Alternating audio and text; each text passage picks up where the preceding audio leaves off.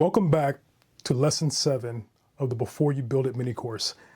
In the last session, we talked about choosing the right contractor, and we talked about why the best contractor is not always the cheapest contractor. The right contractor should be the clearest fit for your project.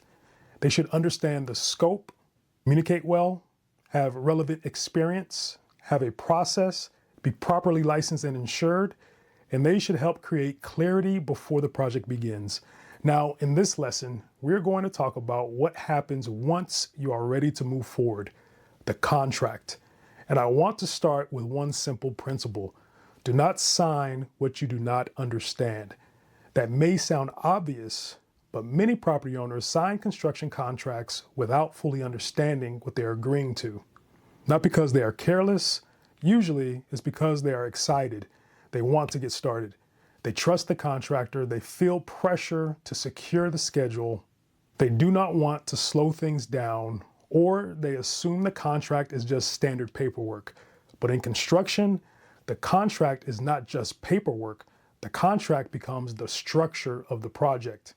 It defines what is included, what is excluded, how payments work, how changes are handled, who is responsible for what happens if something goes wrong, and how the project will be protected. So before you sign anything, slow down and understand the agreement. Most owners think of a contract as a legal document, and it is, but it is also a project management document because the contract defines how the project is supposed to operate. A good contract should help answer questions like, what exactly is being built? What is included in the price? What is excluded? What assumptions are being made? What allowances are included? When are payments due? How are change orders approved? Who handles permits? Who handles inspections?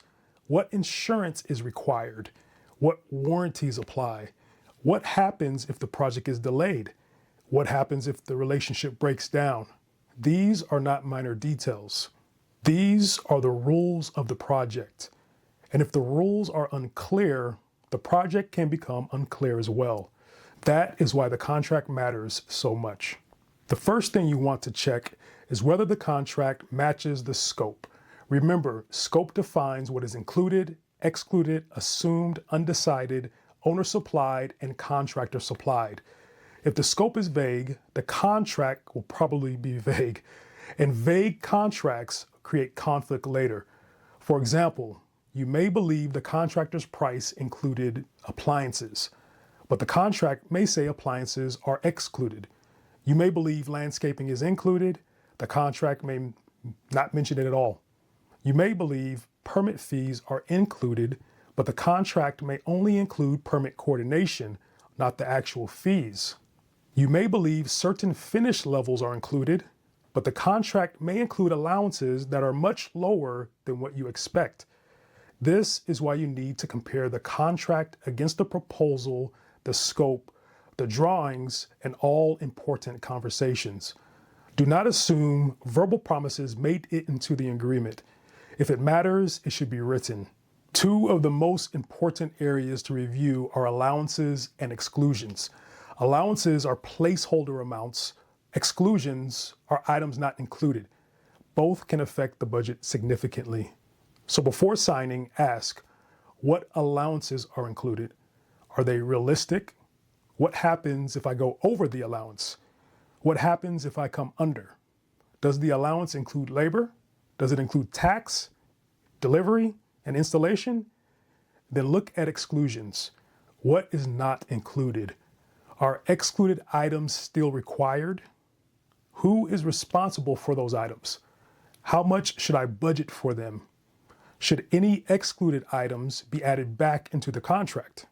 Do not ignore exclusions just because they are written in small sections or near the end of the proposal. Exclusions can become some of the most expensive surprises later. Next, you need to understand the payment schedule. This is extremely important. The payment schedule explains when money is due and what each payment is tied to. A good payment schedule should be clear. It should be tied to milestones or progress or material deposits or specific phases of work.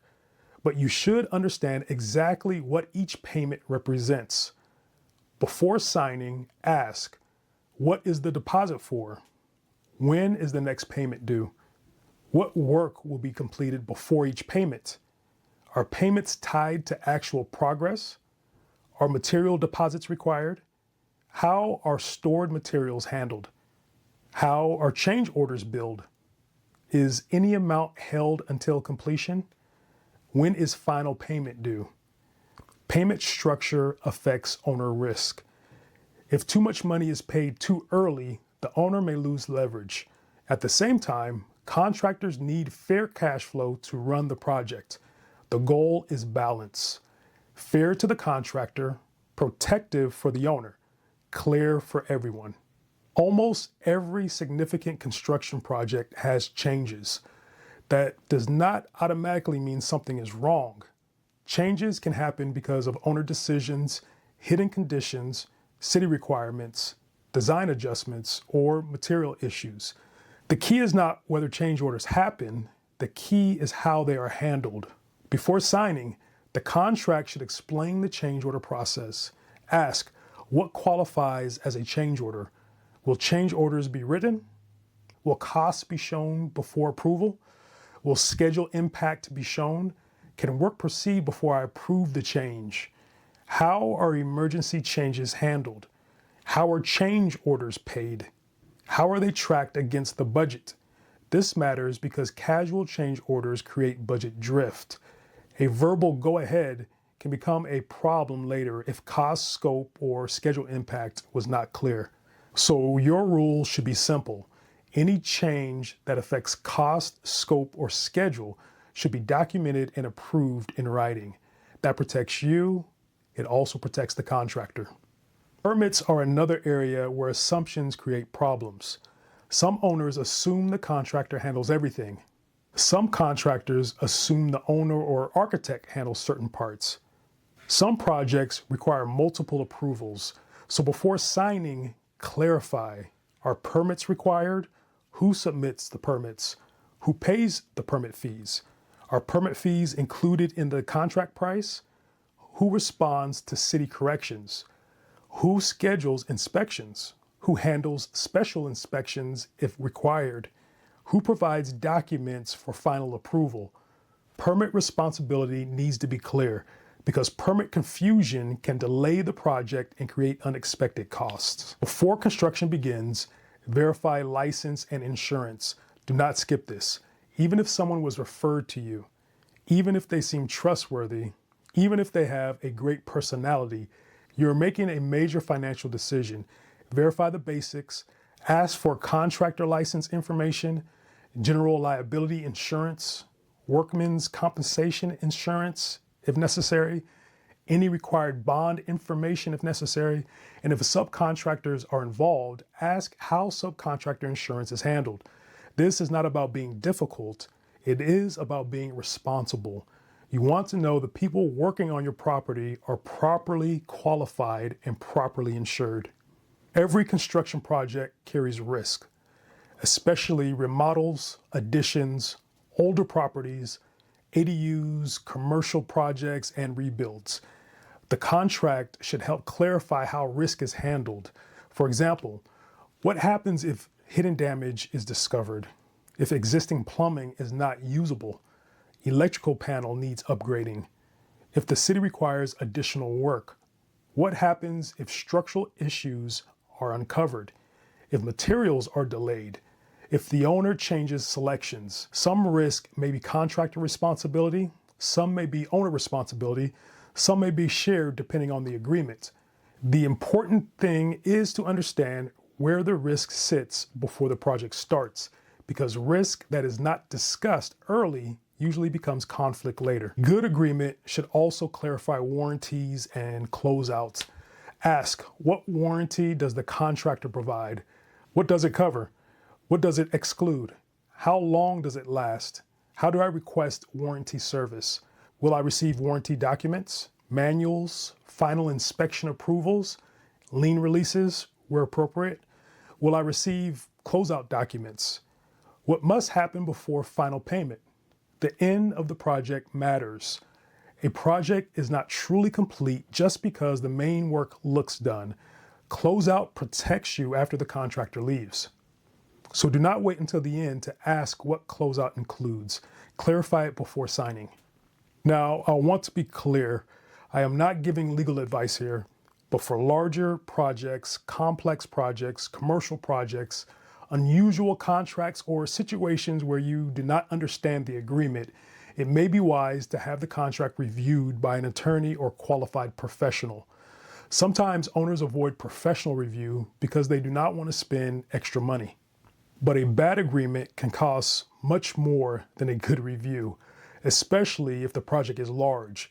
So if you feel unsure, get help before signing, not after the project is already in conflict, but before.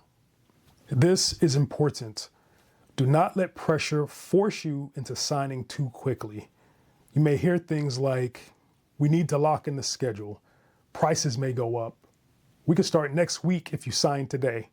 This is our standard contract. We will figure out the details later. Some of those things may be true, but they still do not remove your responsibility to understand the agreement. Starting quickly is not worth starting blindly. A few extra days of review can save months of stress later. So slow down, read the contract, ask questions, get clarification, make sure the written agreement matches what you believe you are agreeing to. The main takeaway from this lesson is this: do not sign what you do not understand. The contract is not just paperwork. It is the structure that defines the scope, risk, payment, changes, communication, responsibility, and protection. A good contract should create clarity, not confusion. So before construction begins, make sure the agreement is clear enough for you to explain it in your own words. If you cannot explain what you are signing, you are not ready to sign. Before moving forward, I want you to review any contract, proposal, or agreement you are considering and highlight anything you do not fully understand. Look specifically for the scope, price, payment schedule, allowances, exclusions, assumptions, change order process, permits, insurance, timeline, warranty, termination terms, dispute terms, closeout requirements. Then write down every question you need answered before signing.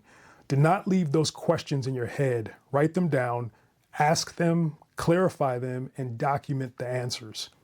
In the bonus lesson, we're going to bring everything together. We will talk about your next step before construction begins and how to identify what still needs clarity before you move forward.